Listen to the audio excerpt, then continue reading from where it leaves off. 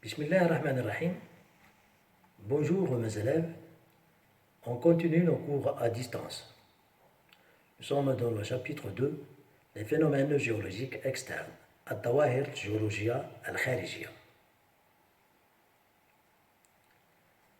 Le cours d'aujourd'hui va essayer de voir la transformation des sédiments en roches sédimentaires compactes, Tahawul al-Rawasib et la Sukhur Mutasalliba. C'est ce qu'on appelle en français la diagénèse. Ce cours, bien sûr, est destiné à la première année, collège, parcours international. Nous avons commencé par un petit rappel. Nous avons vu dans le transport que les éléments détritiques sont transportés par l'eau et ils sont déposés dans l'eau. La sédimentation est toujours liée à la présence de l'eau. Et ça donne des dépôts sédimentaires. Notre situation, on va essayer de voir comment les sédiments qui se déposent sous forme de vases et d'éléments détritiques donnent des roches sédimentaires. La vase, c'est la boue, الوحل. كيف يمكن للوحل والعناصر الحتاتية أن تتحول إلى صخور متصلبة. On va faire une observation d'un conglomérat, une roche qu'on appelle le conglomérat, Ar-Rassis. Le conglomérat, comme vous voyez, c'est formé par des galets, des graviers et un ciment calcaire. Madda Musannita Kilsia. Là, vous avez ce qu'on appelle les galets, Al-Hassa, le gravier aussi. Alors, comment ces galets et ces graviers isolés peuvent donner une roche compacte qu'on appelle le conglomérat? Observation du grès, d'un grès. Le grès, al-hajar, al-ramli, al-khashin. Vous l'avez sur la photo. Le grès, c'est une roche formée par le sable cimenté. D'accord? Ici, j'ai le sable en grains. Alors, comment le sable en grains s'est-il transformé en roche compacte qu'on appelle le grès? Explication. Regardez le schéma. Ça comporte des particules détritiques. Ces particules détritiques, regardez en A, ils sont séparés, éloignés, et il y a de l'eau entre les particules. Sous l'effet de la pression, ces particules se rapprochent et l'eau est chassée. C'est ce qu'on voit dans le B et aussi dans le C. Dans le C, les particules sont plus proches les unes des autres. Et il y a formation d'un ciment. Ce ciment, c'est lui qui colle les différentes particules. Et c'est ce qu'on appelle la cimentation. La cimentation, c'est une phase de la diagénèse correspondant à la formation d'un ciment dans les espaces libres après que l'eau est chassée par la pression des sédiments.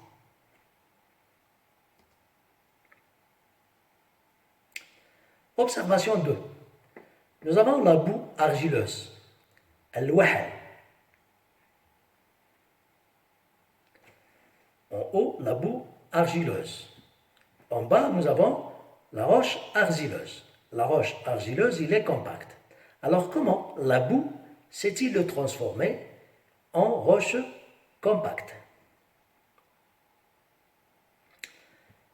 Explication schématique. Bon, regardez ce schéma. Nous avons les particules argileuses dans l'eau. Regardez en haut, on a 60% d'eau. Et sous l'effet de la pression, la quantité d'eau diminue. Ce qui donne, en bas, on a 10%. Donc là aussi, l'eau, il est chassée sous l'effet de la pression. Et aussi, on n'oublie pas qu'en profondeur de la Terre, la température augmente, ce qui favorise l'évaporation de l'eau. Et ça donne des roches compactes.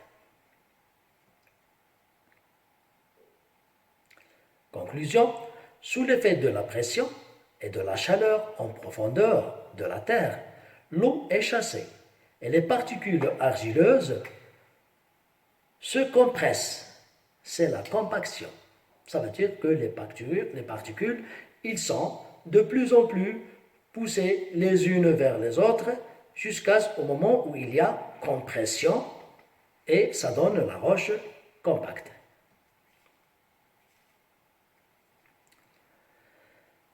Les phénomènes géologiques externes qu'on a vus, on a vu l'érosion, puis il y a le transport, puis il y a la sédimentation, puis il y a la diagénèse. La diagénèse, c'est quoi? La diagénèse, eh bien, c'est la transformation des sédiments en roches compactes. Cette transformation des sédiments en roches compactes se fait ou bien par la cimentation, السمنة, ou bien par la compression, الضغط. والتماسك. إذن السمنة والتماسك ظاهرتان تؤديان إلى تصخر الرواسب لتعطينا صخور صلبة. Et c'est ce qu'on appelle la diagénèse.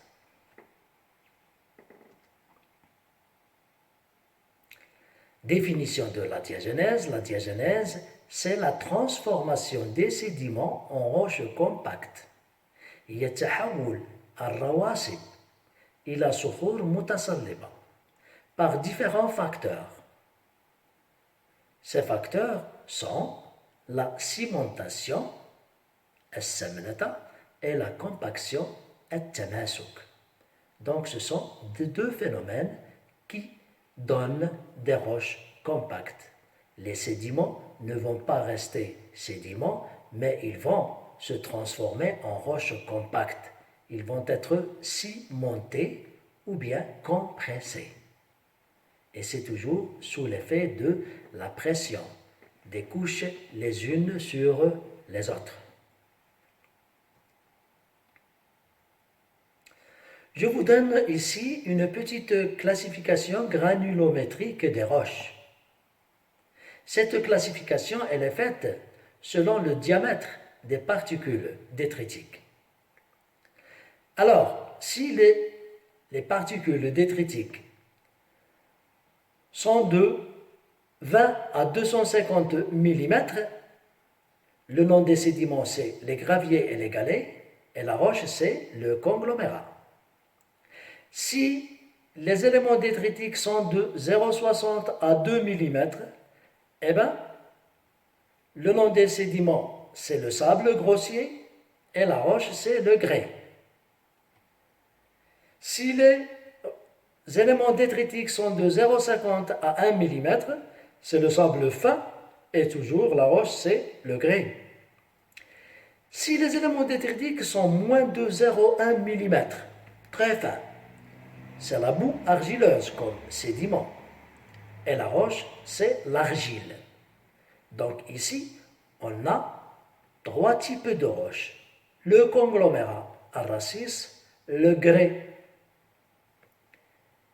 al-hajar al-ramli al-khashin, et l'argile, al-tin. Cette classification de ces roches, elle est faite selon le diamètre des particules. هذا التصنيف لهذه المجموعة من الصخور قمنا بها انطلاقا من قد الجزيئات الحثاثية. On va corriger les exercices de la séance passée. Je vous ai donné ce schéma.